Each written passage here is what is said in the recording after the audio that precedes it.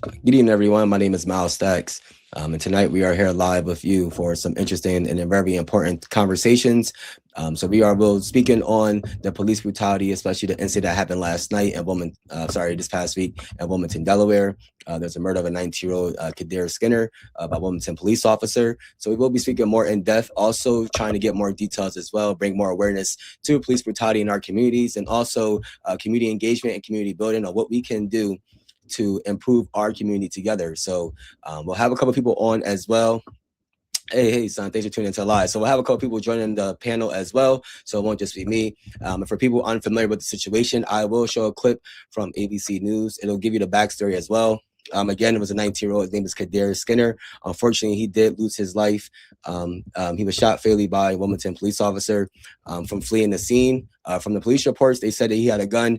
From all the information coming from the community and witnesses at the scene, no gun was drawn as well. So you'll hear from the news station as well. They'll give more detail. And again, this is still under investigation. Some interesting information though. The chief of police for the Wilmington Police Department declined to provide any answers to the news as well. So when those type of stances are made, guys, when they aren't willing to do an interview or provide further information, it is more under investigation. Again, the police officer is on administrative leave, but at this point in time, it is it's further on investigation. So we're waiting for the body cam footage. And thank you guys for joining the live as well. So we're waiting on the body cam footage as well, because that'll kind of show us all the details. Again, we'll have Josh joining us on stage, and we'll have a couple other people as well join the panel. I will post a link in the guys for the chat for you if you want to come on and voice your opinion or give your thoughts as well if you were there, or if you have any other inside information to provide us on this information on this topic. You're welcome to join the live. So I'll go ahead and post a link in the chat for you guys too. Again, this is all about solidarity and for us to bring our community together. This is not no anti-police or anything of that nature. So you have good police people out there. Do you also have your bad apples? So we're speaking about the bad apples, the one who give the police a bad representation, the ones who do go excessive force or force that leads to fatality. So when we are tired of seeing our young black men, older black men, whatever it is, black men in general being killed by police officers and them not being held accountable. So this live right here is to put pressure on the Wilmington Police Department to hold that officer accountable. If all information that is coming out is true, that this young man was unarmed, there was no reason for brutal force to be used in this situation. And that's our point right there, guys. Somebody fleeing the scene does not result in you shooting them in the back and them losing their life. That's plain and simple. So we have to get over the fact of, if someone is running away from the scene, again, I'll play the information from the news clip too for people who are unaware of the situation. Let me bring Josh on as well. He can introduce himself, and then we'll go ahead and get started. And that is correct. And just real quick, we have Sean Day on and saying in the comments, and I'll put the comments on the guys so you can see that as well. She said they all give a bad reputation and they're not speaking against the ones that are doing the harm. And that is correct. And that is what our platform is here to bring awareness to these type of situations, and also for people to speak up. If somebody is in the wrong, they're in the wrong, and we need to address those ones that are in the wrong. So Josh, I'll bring you on and you can introduce yourself as well to everybody. All right, they can hear you now. Can you hear me okay, bro? Everything good on my end? Yes, sir. Okay, what's going on, everybody? Josh Kalk, Delaware resident. I've known Kamal 10 plus years, known him since middle school. Graduated same class. One of my good friends, definitely a brother.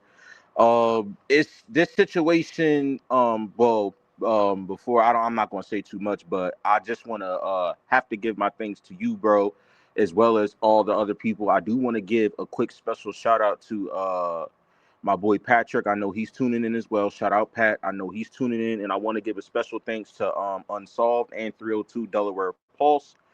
And I do apologize. It's another person. He knows who he is. I believe he's tuned in. Thank you to him as well. And just to everybody that I've reached out to in regards to this. I know, this is a sensitive topic, but I do believe that it is something that just cannot be discussed. And I feel like when it comes to things like this, a lot of times people from our demographic, or rather I'd say age group, gets overshadowed and overlooked when it comes to our opinions on matters such as this. But what people fail to realize is a lot of the ages of these situations that are taking place with these people, they could be any one of our little cousins, a little nephew or niece, or even a sibling. So I feel like when these things are happening and nobody is saying anything, it's like, what if that was your child? Right. What if you were in a situation like that? You would want people to speak up for you, regardless of political preference, regardless of religious preference. You would want somebody to have your back in the sense of knowing when something is quote unquote right or wrong in the sense of many different things.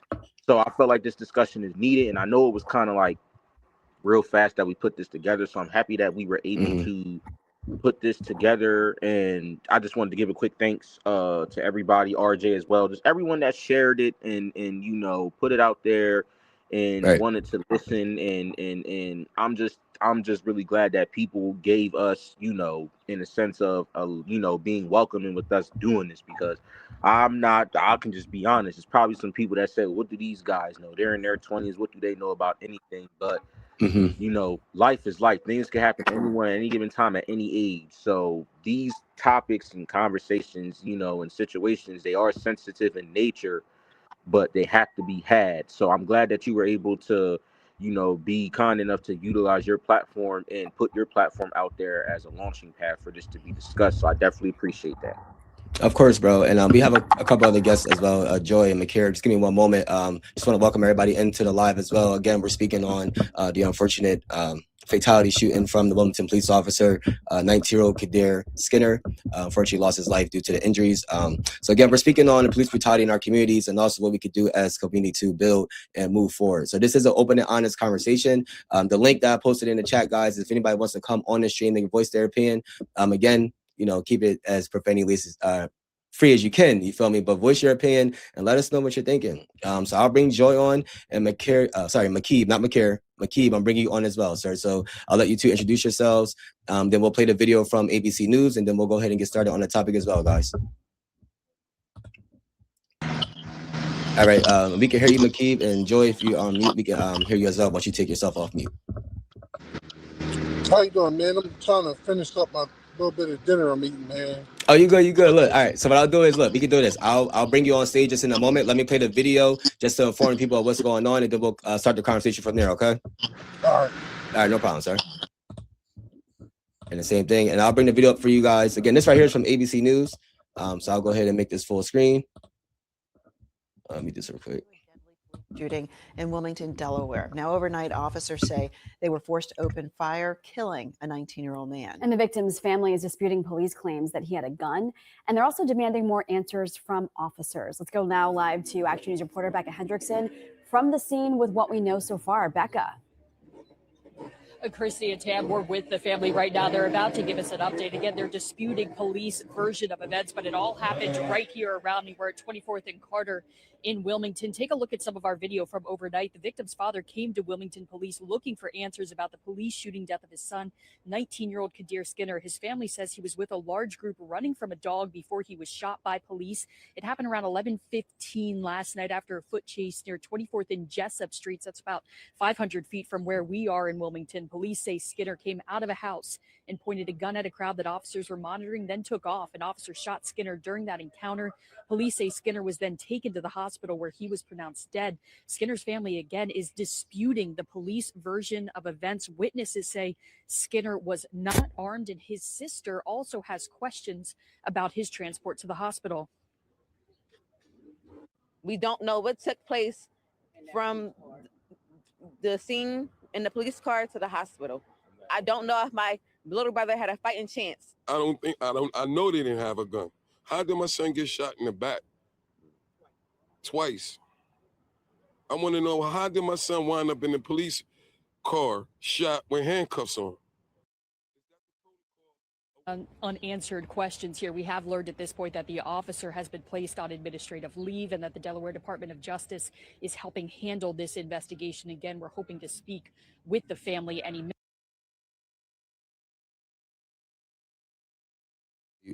Sorry about that. Again, that is the information that we have in regards to this incident.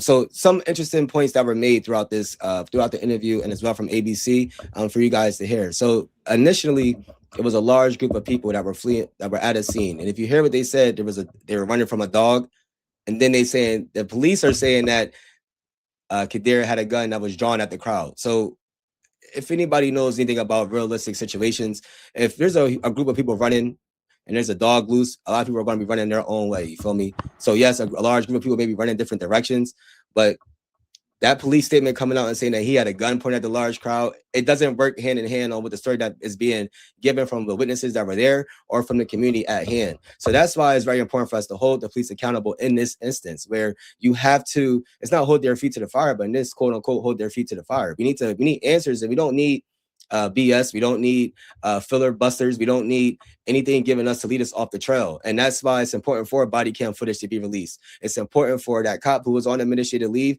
the same way how you're able to pull a gun and take a young man's life. I believe that you should also be in public, be able to do a public press conference and give your side of the story, or, you know what I'm saying, give detail what happened or what transpired. There isn't a reason why this officer should be able to just, his identity not be out there. And it may be protocol from police. So, you know what I'm saying, we ain't gonna speak what the police protocol is, but these are things as citizens in our community that we need to be able to get answers for. So that is the reason why it's important for us to have this engaging conversation.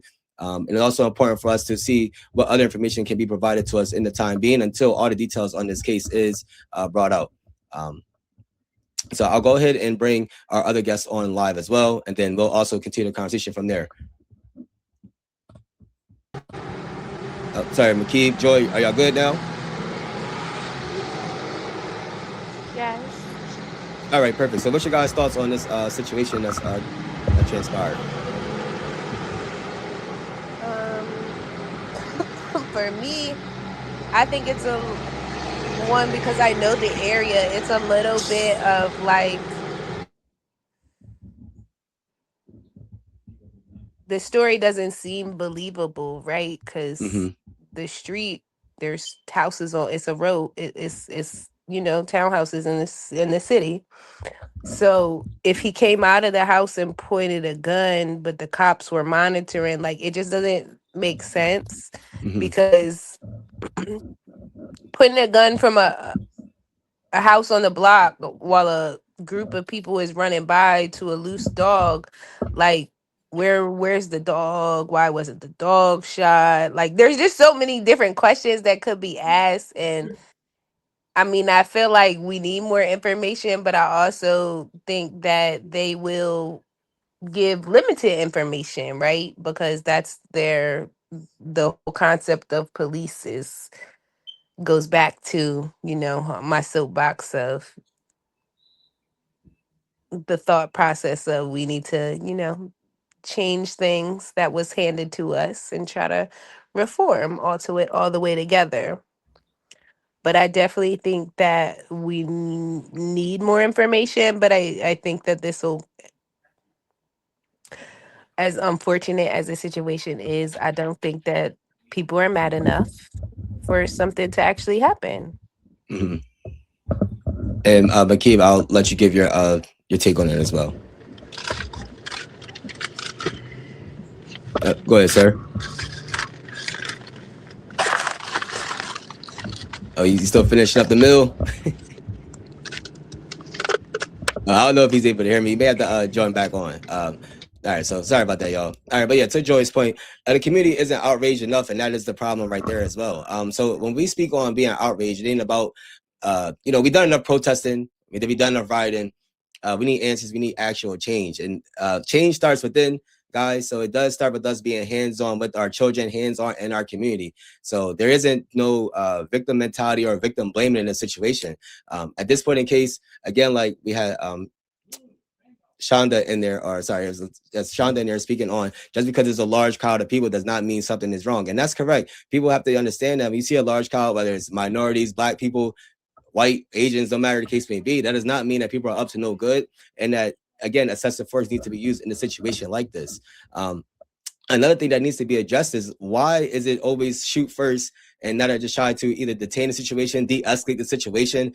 If there were no shots fired at a police officer, is the police officer saying he feared for his life? So this is the type of information that needs to be available, not months down the line, but right then and there. And this is also a reason why when we go off of police protocol, it's so easy for them to change the narrative or interpret their own meaning on what's exactly going on, because we will lose the context of the actual situation until they're deciding to release their press conference or their press releases or do their press conferences, you know? So that's the issue at hand right there. We need to hold the police department accountable, hold this police officer accountable. At the same time, come together as a community to show that we're united on all stands, on all fronts. Don't let this divide us within our community, guys. We need to start coming together. But if you want to protest, if you want to rally, that's fine. But know that there has to be change within our community for it to actually be changed.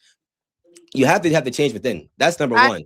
I definitely agree. Can I say something real Go quick? ahead. Because, like, remember, I went to the high school with the boy that was in the wheelchair that got shot, that they, said that he had a gun and was pointed at him previously a couple years ago. So it's kind of weird to me how that, and when I say the community is not outraged enough, this is exactly what's happening because it happened.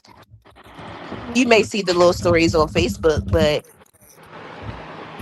we still don't know what happened. You feel what I'm saying? Because how could he have been armed in a wheelchair? Right.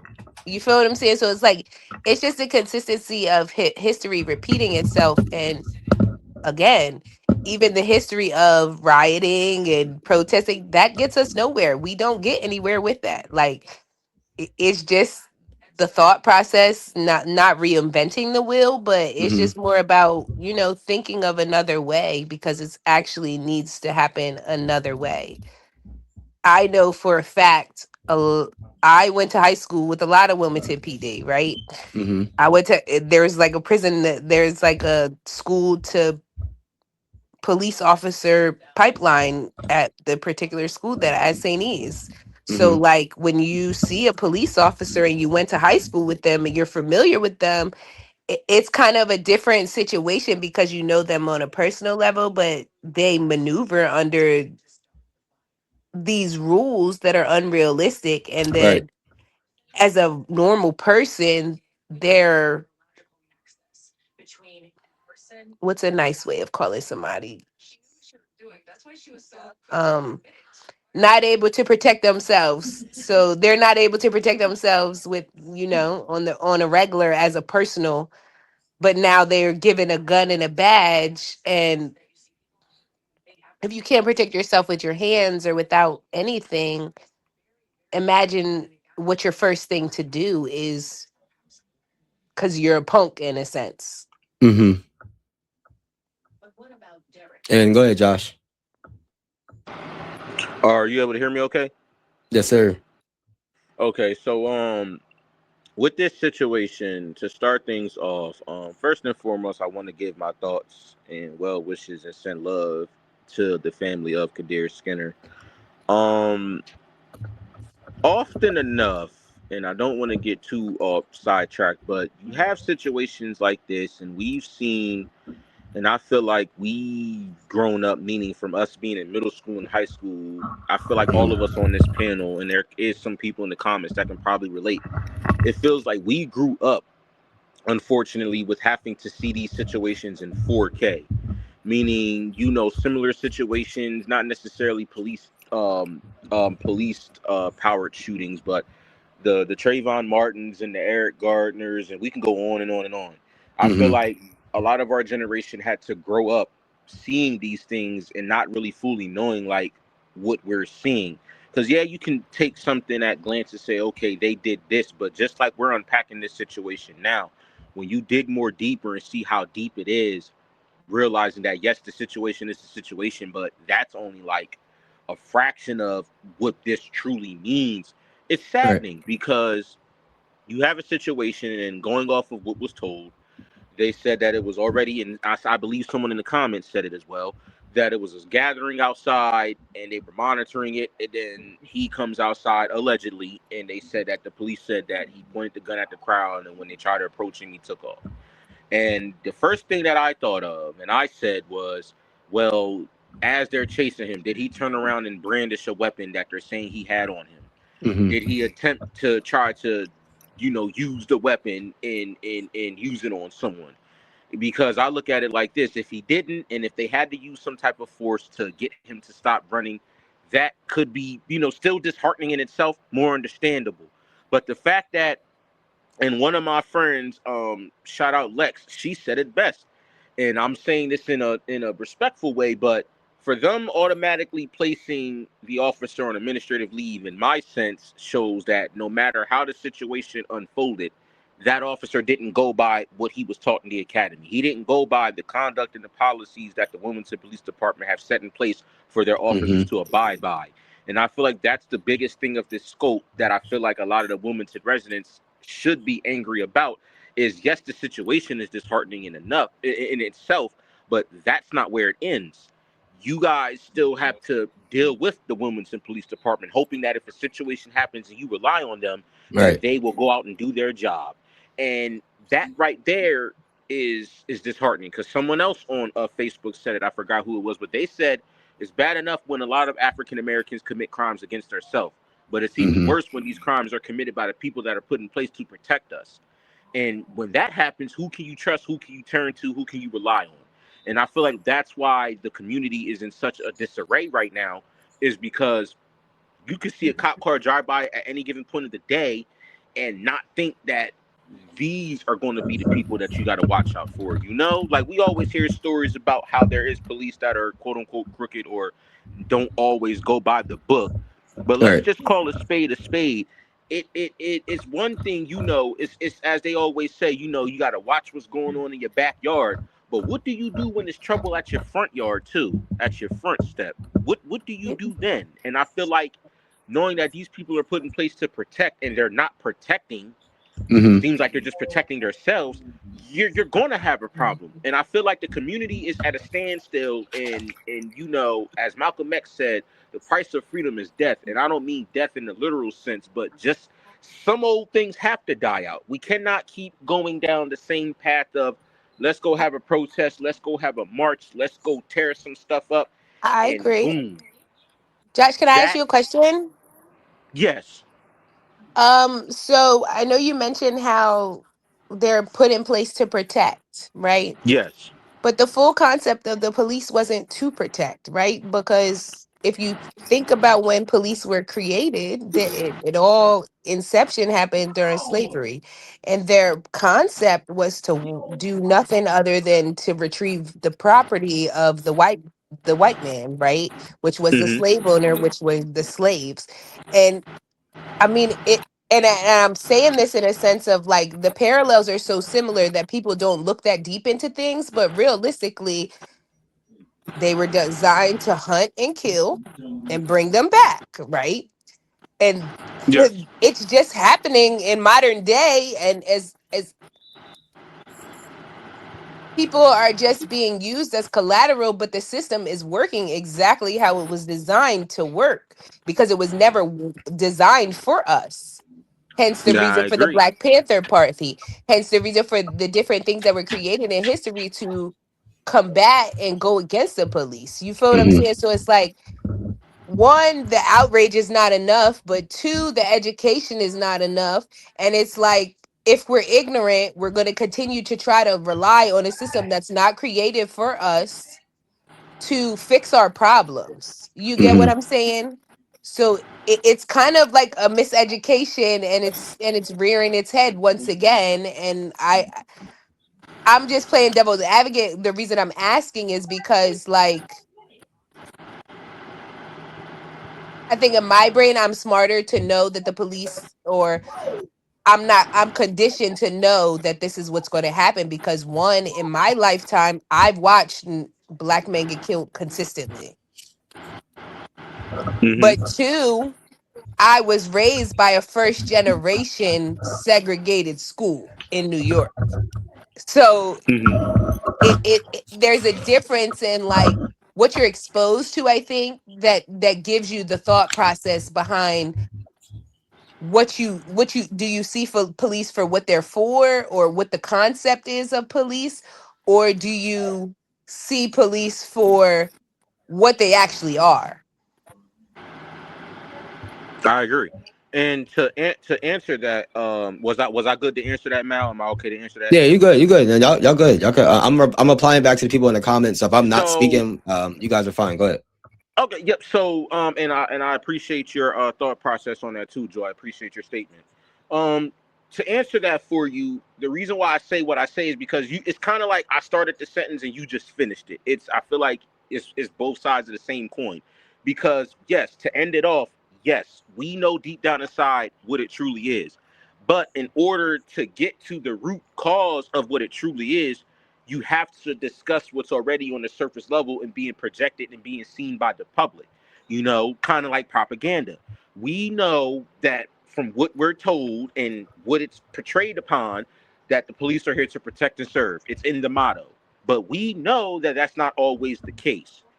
But more so of, I feel like where the problem lies at, or rather the start of the solution, I should rather say, is how many times are we going to have the conversation of this is what they're really doing?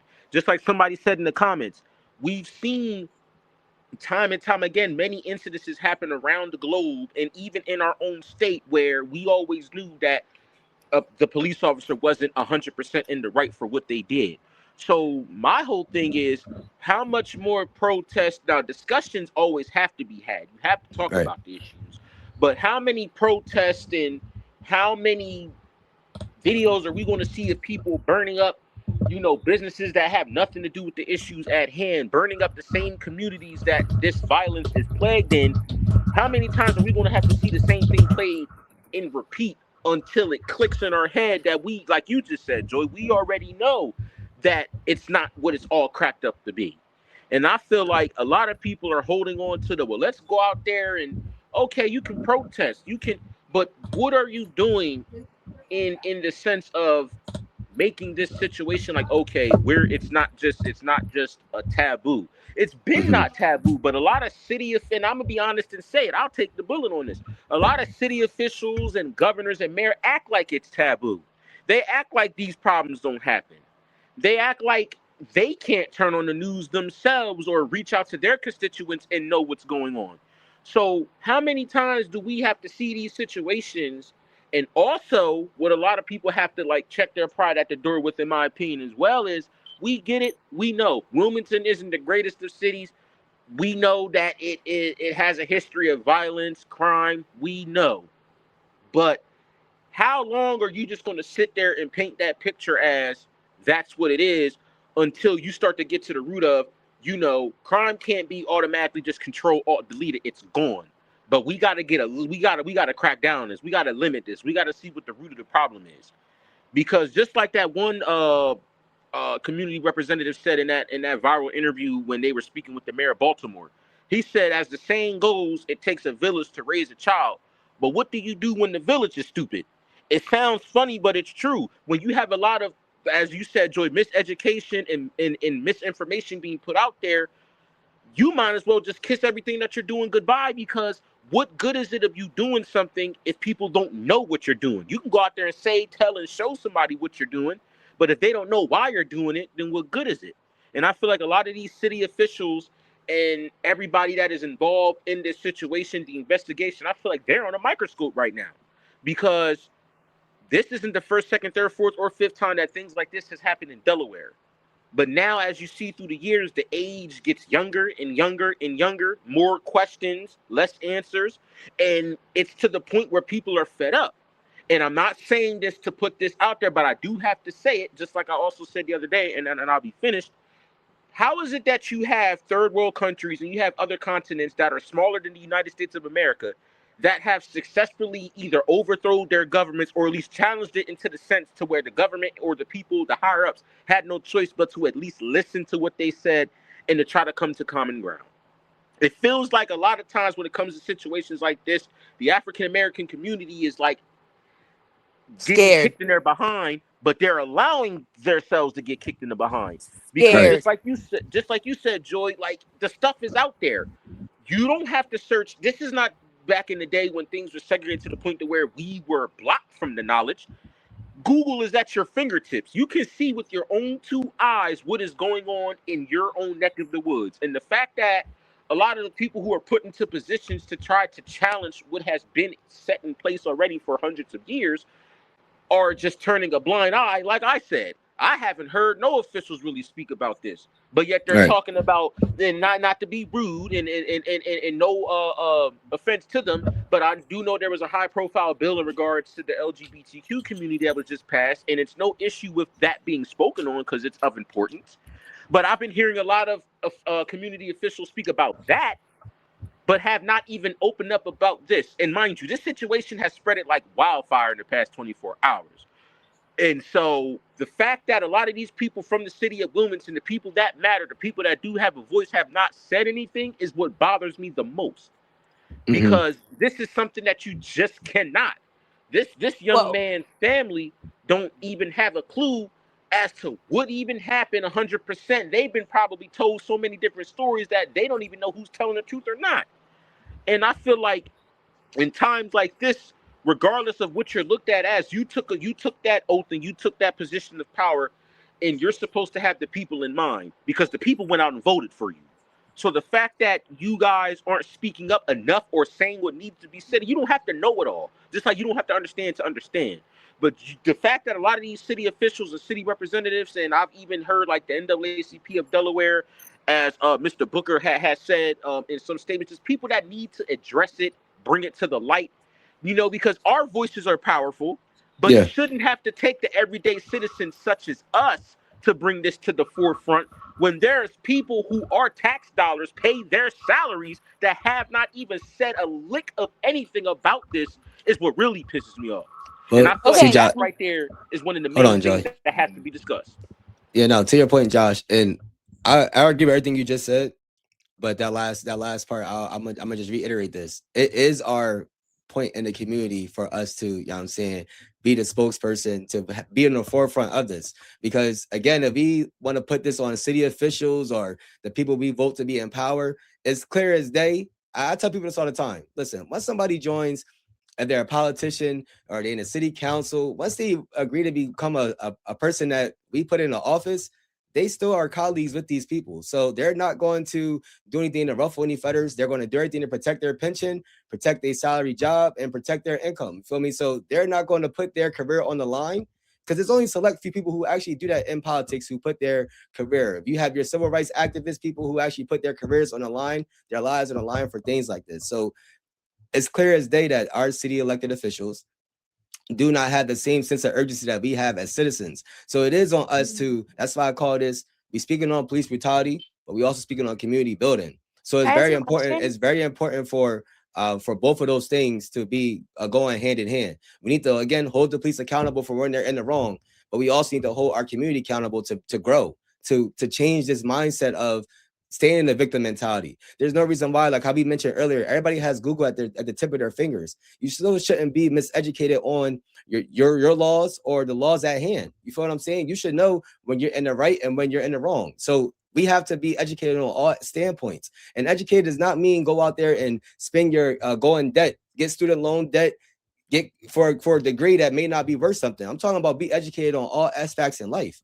So yes, as citizens, we have to be more mindful and be more engaged, guys.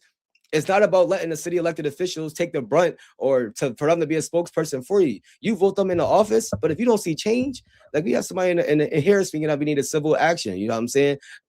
Nobody's gonna go on the work strike because we already know in America people live paycheck to paycheck. So more than likely people can't take time off work in the first place. But long story short is that our community has to hold each other accountable the same way we want to hold these police officers accountable. It's a two-way street.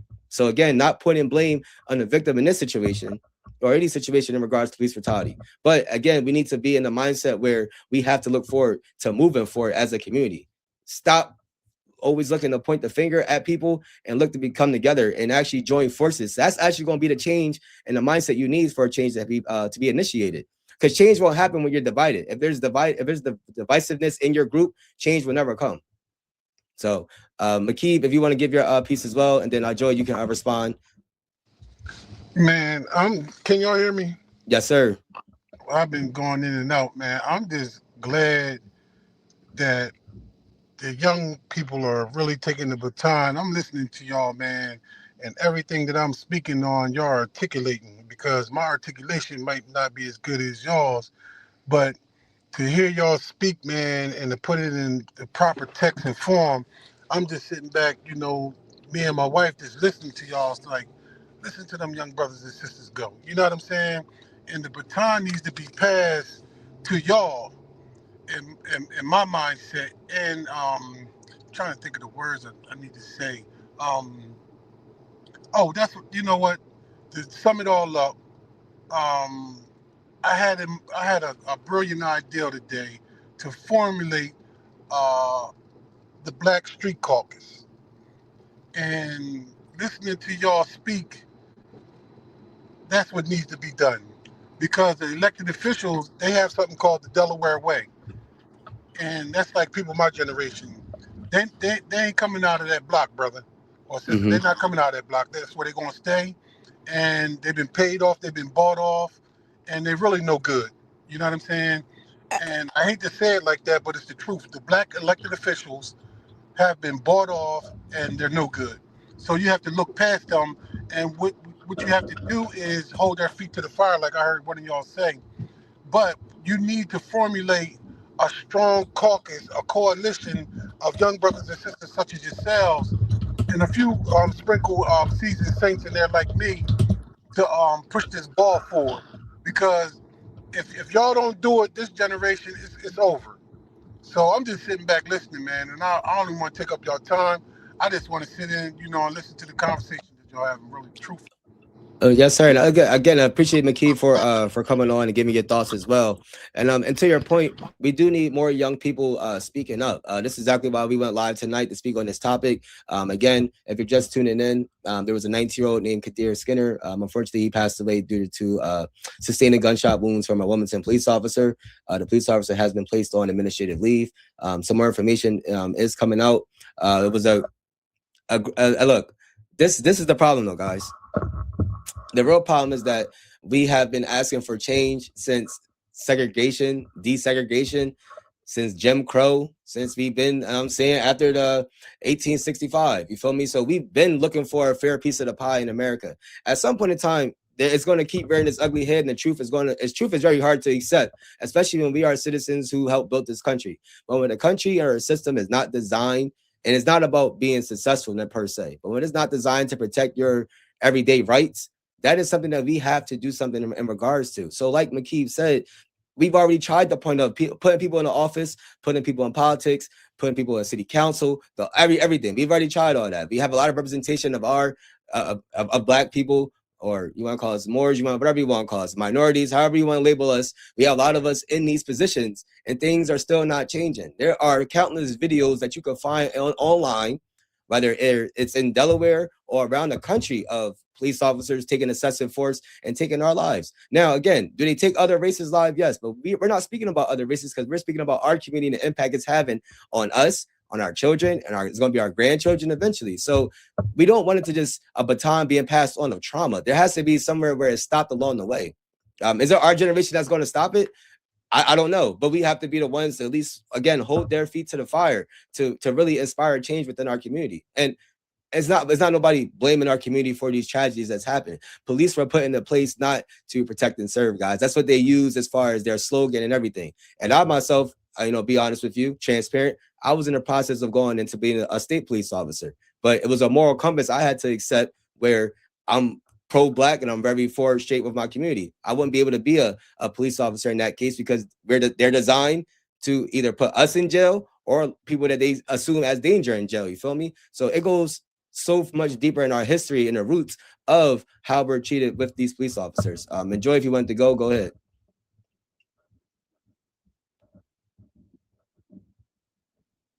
All right, I'm not sure if she's still there. Josh, are you here? Yep, I'm here. Can you hear me? Yes, sir. So, and then I also want to address somebody in the comments as well. So, this is Fear the Beard. So he mentioned again that a lot of action. So a major work shutdown, and I'm gonna adjust this comment right here. A major work shutdown. Again, if you do a breakdown on the finances, the economics in America, it's not possible for people to leave work or to not go to work, especially with, we all know the debt rises every year, and so does inflation. You feel me? So people won't be able just to leave work for us to have a real change there, bro, but hurt the pockets of everybody in America. Now, if we all came together as a community and pulled our resources together, there are ways for us to do similar things as the work shut down, but we would have to be on the same page. And the issue a lot of times is that we all know the issue at hand, but we don't have a solution. So that's the problem. You feel me? It's not people just like me who voice, you know what I'm saying, frustration with police brutality. That's been going on for decades. You feel me? So we've had from the Black Panthers and other organizations voicing their frustrations and for our community to come together. But if people aren't going to be like-minded and educated on a lot of things, then it's going to be hard for us to connect on an educated level for us really to prevail against the system. We know it's a system at hand, guys. That's not something that's unknown at this point in time. We know it's a system at hand. But what are we going to do to disband that system? You feel me? We've already tried putting our people, I'm saying us, skin color people. When I say us, I'm talking about us. You feel me? So when we put our people as police officers, as lawyers, has things really changed?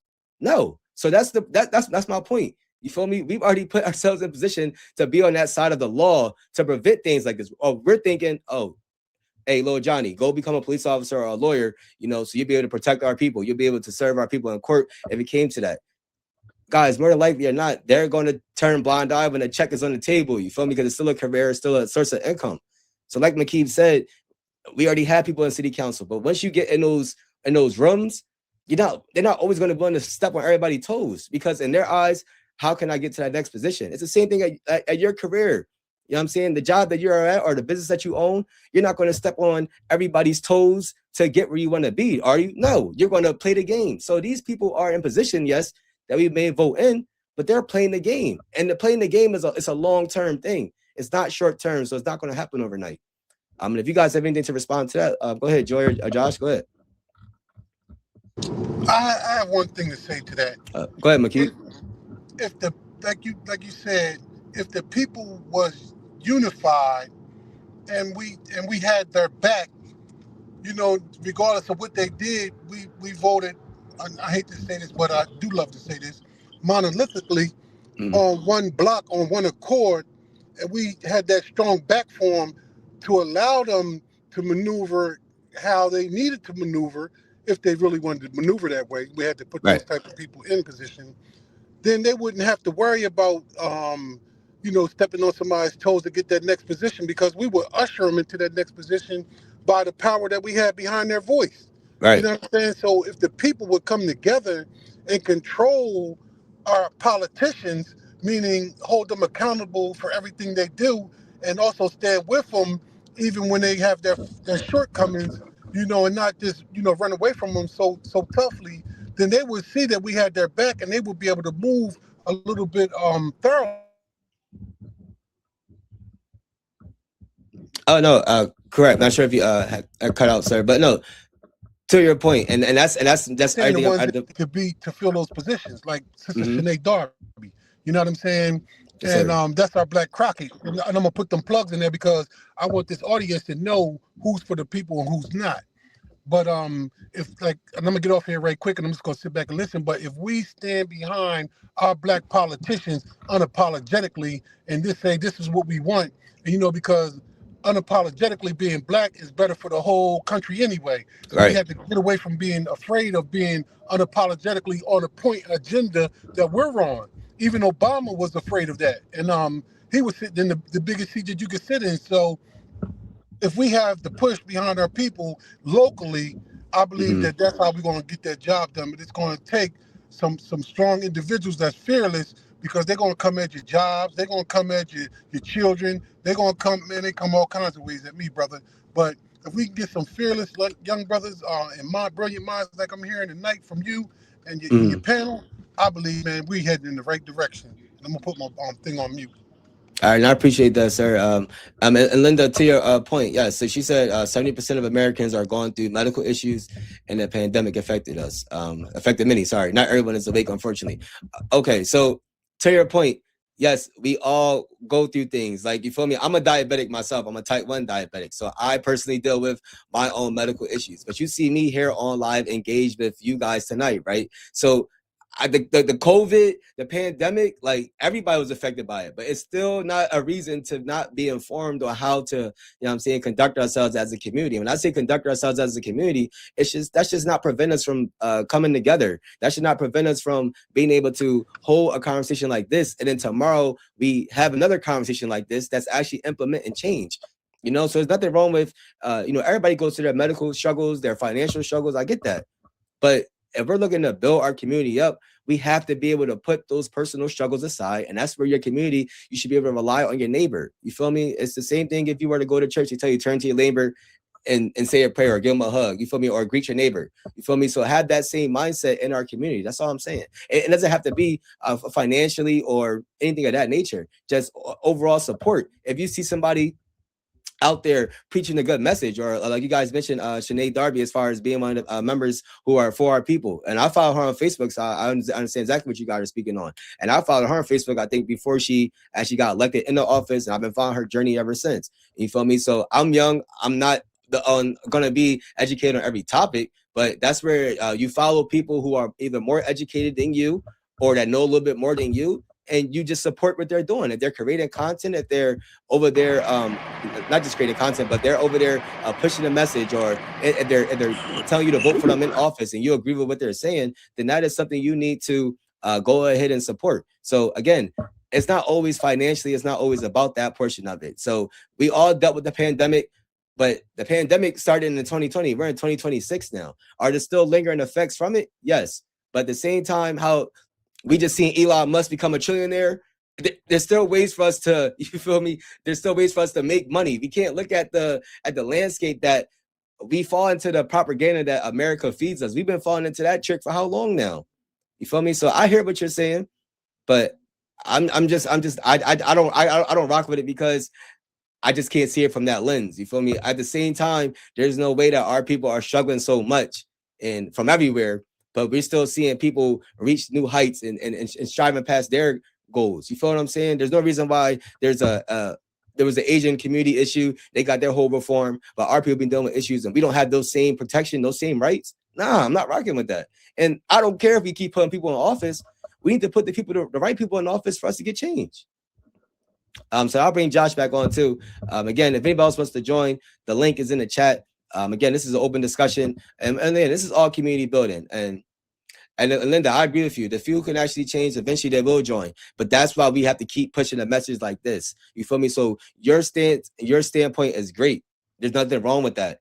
But that same support that you have, or the same mindset you have, if you have a granddaughter, grandson, or if you have a daughter or a son, whatever the case may be, a niece or nephew, then that would be the one you will want to push out there to go ahead and speak for your version. You feel me? So that's what I'm saying. It's not about all of us. We all ain't gonna think the same. We're human. We all think differently. We're all intellectual beings in our own right. So we just have to communicate better to be on the same page. That's all I'm saying. And Josh, are you back? Yes, sir. Can you hear me good? Yes, sir. So and if I can't hear you, but you can still hear me, I'm gonna just ask you to do a thumbs up. If I can't hear you, I still just wanted to get my point across. Yeah, it's cool. It's not you, bro. It's StreamYard. It's like I said, it's a bandwidth thing with the internet. So sometimes, like on the hosting side, it's fine, but for our guests, they may have issues when they're joining. So like even if I can't hear you on your end, I'll just be like, can you still hear me? And we could just keep it rolling. But I feel like from what you said and what you've been saying and from the comments, I wholeheartedly feel like this. It's getting to the point, and I feel like this, in my personal opinion, is where things lack in the African-American community. It's the fact of a lot of people want to push in the forefront what they feel like is the proper solution, when in all reality, it's as simple as a black cookout. I'm gonna bring the hot dogs, you bring the hamburgers, I'm gonna bring the sodas. One person might bring hot dogs, and they might not even be a fan of hot dogs, but know that a lot of people do like hot dogs, so they're going to bring it, so there's something to eat. It's the same concept. You don't have to 100% agree with me to understand that within what I'm saying, something makes sense. So put a little bit of this, a little bit of that, come together, you got something. It doesn't have to be a tug-of-war battle of who has the most proper solution. If I know that everybody around me has an idea that can make this whole thing go forward, then let's all put our ideas together and make it one big good thing so it can help this move forward. Because I feel like we always get the ball rolling when it comes to situations like this. Like I feel like, not to be funny, but I feel like it's just like how the Spurs and the Knicks was just now in the finals. Yeah, the Spurs, they going to either come back or they just going to lead all the way to the end. But then in the key moments of the fourth quarter, we collapse. And that's the same thing that goes on with situations such as these. Yeah. Just like we've been saying throughout tonight's whole podcast, we already know that these things happened before, they're happening in present time, and it's going to happen tomorrow. But we have to proactively get to a point to where you gotta thread the needle a little bit. You literally have to like apply pressure not only to the situation but to yourself as well, because a lot of the things that we've been doing is just not working. And it's not to say that the thought's not there, but to carry things out, sometimes you got to put in a little elbow grease and get your hands dirty when you don't want to. Because as my dad used to always say, sometimes you don't just ask, you do. Ask questions later. You know, and like this is no, regardless of what the situation is, what he may have done, and I'm saying it like this: if evidence does come, I'm not saying it is, but if things come out later that backs up the claims that have been said, then other conversations can be had. But I wholeheartedly feel like, regardless of that, and I'm still standing on the fact of, if he did not use, if there was a weapon involved, if he did not use it in the sense of actually using it in or flashing at or whatever, it was not necessary. And a lot of people don't want to sit there and say what needs to be said because they're afraid of the consequences. But just like I said, what Malcolm X said, the price that you pay for freedom is death, in the sense of they're going to try to silence you. They're going to try to not allow you to say what you want to say and feel how you want to feel. But just like you said, bro, that's been going on since the beginning of our existence. That's not beginning of time. Look, I ain't gonna hold you. If you don't think about our history, since they came here in 1492 and they want to get Christopher Columbus for founding our land. And I ain't gonna give you guys a whole history lesson, but you guys gotta understand, our history, it starts before 1492. Before they got here on whatever that ship was called, when they took over the land, whatever the case may be, before 1776, America found its independence, before Juneteenth, you feel me, in 1865. Guys, our history goes way beyond that. So you have to be educated on everything from our people. Understand this. And like Mr. Harold said in the chat, we are easily distracted. We are, but it's all from, I understand it like this. I'm playing like this, and I keep it real simple for you guys, right? And I'm gonna bring up this statistic too, so you understand this isn't just about the young man Kadir Skinner who lost his life, guys. So I'm gonna just show you this stat real fast, and then I'll finish my point. Right. So right here it says Black Americans make up 12% of the U.S. population, but accounted for 24% of those killed by police in 2025. This doesn't say 2022. This says 2025. This is statistics that are already done. And they're facts. You feel me? These are facts. 94% of those killed were male, and the highest risk age group is 30 to 44, accounting for 41% of police-involved deaths. So I'll show you guys that stat for a reason. Okay, the young man did lose his life to police brutality, but this is not a one-off issue. This is something that happens every year. You feel me? It's every month, and it just keeps happening to our people. You feel me? But they target our people. So like Josh said, if evidence was to come out that this young man did do that, so I would say this. That's why I said earlier in the post I put up, we need to wait for all the details before we can point blame either at the police officer or at the young man if he made an irrational decision in that moment. You know what I'm saying? Don't brandish a gun to a cop, anything like that. That would be the message for that. You feel me? So yes, we'll wait on the details for this specific case. But again, it's deeper than just this case. It's affecting our people all over the country. It's been affecting our people for decades. So it's just trauma, and it's trauma built on trauma. But like Mr. Held said, when we are easily distracted, it's something like this that will get our attention tonight, right? But the same way how LaMelo Ball was traded to the Timberwolves, something else will happen tomorrow in the NBA or NFL that will go ahead and take our people's attention to something else. So we are easily distracted, but it's for a certain reason. It's a reason why they want to put your kids in, I say our kids, my kid as well, you feel me? He's in the school system too. But it's a reason why they would take them out of classes and have them rather do either more recess or more playtime or something that's distracting them instead of actually learning how to read, write, and do things math correct. So you guys, let me give you a little fact about this. You guys do know our kids excel, and this was told to me, so I'm not taking credit for this information. And if you want to fact check it, go ahead and do it. But do you know our kids between kindergarten and second grade, they test higher than their peers as far as like math, reading, writing. But when they get to third grade, when it's actual real information and pivotal information for them to do well in school, like actual state testing, our kids are below average in that instance. You feel me? In that stance. Like, do you get that? Like, you understand what I'm saying? So it starts at our youth. They target our youth from whether it's school, whether it's through TV, whether it's through sports, whatever the case may be. It's easy distracting our people from taking them to focus on what's at hand. You feel me? So police brutality is only one issue, but it's a huge issue because it's taking life off the street. It's now taking the son, a brother, a cousin, you feel me, a nephew, or even a niece, a daughter, you feel me, in that aspect too. So that's the real issue at hand, y'all. We are easily distracted and we can't come together as a community. When we come together as a community, we have people infiltrating our programs, our groups that have, you know what I'm saying, lost people as well in that instance too. I agree. And just to chime in real quick, like, you know, and I could be honest and say I can be easily swayed sometimes, like, not to be funny, but, you know, let Lotto walk across my screen. I'm gonna be easily distracted too. But what I think is the biggest thing, and I want to give a shout out to Mrs. Linda Stewart. She said in the comments that a few of us can lead and eventually they will join.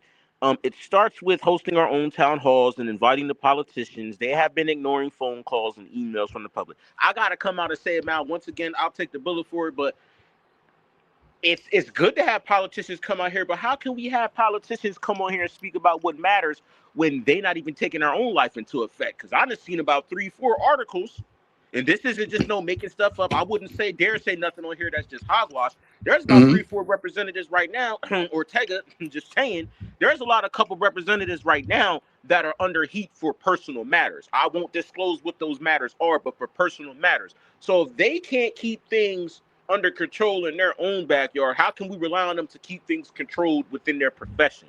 Exactly. Because at the end of the day, they're people too.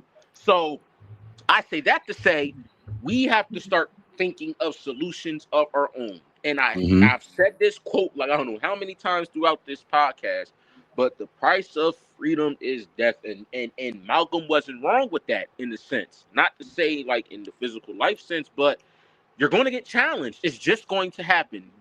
Every time we go about things the way they want us to, it don't work because it was designed not to work. It was put in place to where ain't nothing going to work for us that they put set in stone. So we got to think outside the box and say, you know what? We done sat up here and looted owls and then set cars on fire, but we didn't march to the mayor's office. We didn't march to certain places. I'll be honest, during the pandemic, I attended a protest in Maryland where in a certain city or town where Alex Haley is from. And for the people that don't know him, he's the guy that created Roots. And they started the protest at his park. Some people weren't satisfied with what city officials were saying. Next thing you know, we took a little old stroll to the sheriff's house. And then he had no choice but to come outside and address the public. That right there is something that personally I haven't witnessed. Yes, it was still a protest, but as you can see, it wasn't just people gathered. They went to the source. Okay, y'all not going to speak about, y'all said the sheriff not outside? You said the sheriff live on Peach Street. We're going to go to Peach Street and have a little chat with him. Next thing you know, he coming out there in civilian clothes having to talk to us. Couldn't avoid it.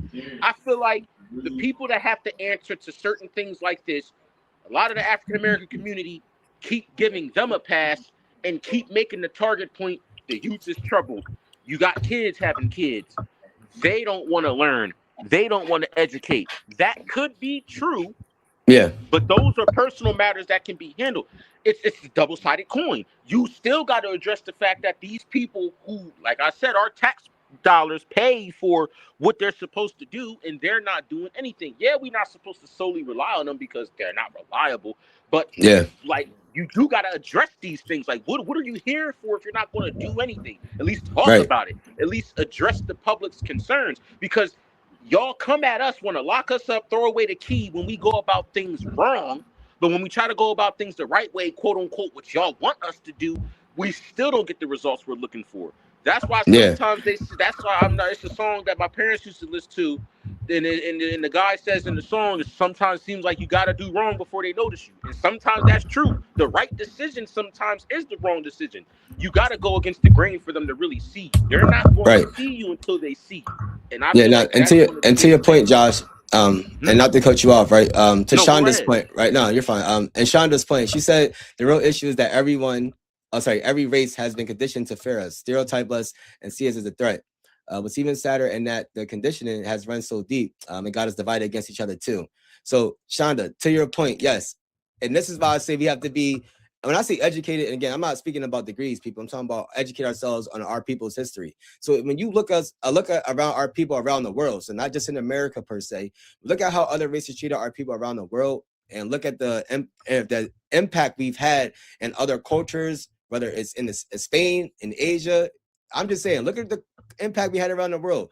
There's a reason why they try to erase our history, not just in America, y'all. We are people who can really change the outscope of how the landscape of how the world actually is. So yes, they are unknowingly or knowingly coming together as different races to divide our people. Our people are divided because we are put in, they call it crabs in a barrel mentality, however you want to word it. We're put in a box from birth, okay? When you're put in a box from birth, your only way out is to go against your competition that's next to you. That's how our people are. That's how we're programmed. You feel me? It was like that. Have you ever seen Django when they had the Mandingos fighting in that room? It's the same concept. Like, you're put in a box against your own people without realizing you should be coming together. But I will have to say this. Our people have not always been divided, okay? So when you have instances like the Black Wall Street, when we actually came together, what did they do? They bombed it. It was in Tulsa, Oklahoma. If you don't know about that, do the research. You feel me? They bombed Black Wall Street when we were coming together, pulling our resources together financially. So our people have been in the mindset to come together and work together. But when you have a government and a system pinpointing when they see success, they will literally do anything and everything in their power to disband that. But it was the Black Panther Party. What happened with that? They literally had you'll call them a spy or a rat, however you want to word it, a snitch, whatever the case may be, someone of our kind infiltrate our own organization and take out our leader. You feel what I'm saying? And then if you go to even locally in Philadelphia, y'all know about the Philadelphia bombing in the 80s. You feel me? So regardless of if our people are willing to come together or not, when we decide to come together, they know how to bring us apart.